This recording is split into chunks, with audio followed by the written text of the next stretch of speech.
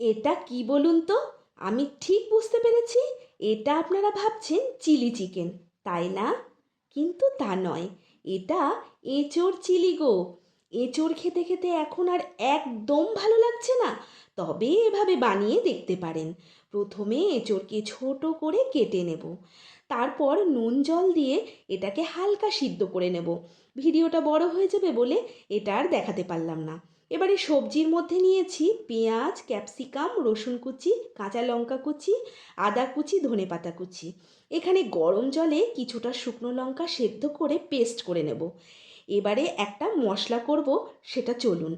দারচিনি, এলাচ, গোলমরিচ, মৌরি শুকনো খোলায় ভেজে নেব। ভাজা হলে গুঁড়ো করে নেব। আগে থেকে যে এঁচোড়টাকে সেদ্ধ করেছিলাম সেটা একটা পাত্রে নেব। তার মধ্যে একটু আলুও দিয়ে দেবো।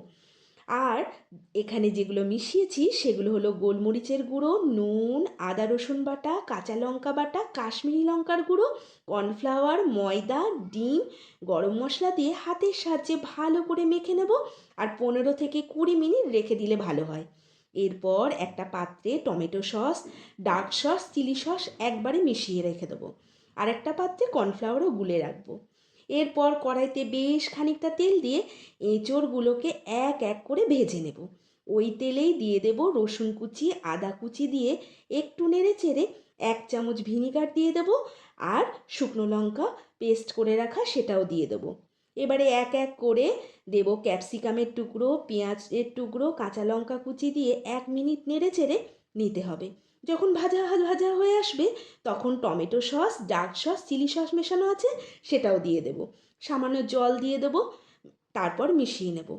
এরপর ভেজে রাখা এঁচোড় দিয়ে খানিকক্ষণ হতে দেব।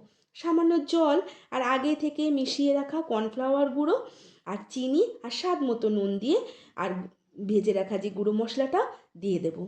এবারে মাখো মাখো হয়ে আসলে তৈরি এঁচোড় চিলি। দেখতে ভালো লাগার জন্য ওপরে ছড়িয়ে দেবো ধনেপাতা কুচি। তারপর তৈরি হয়ে যাবে। আজ আমি আসি, আবার দেখা হবে। নমস্কার।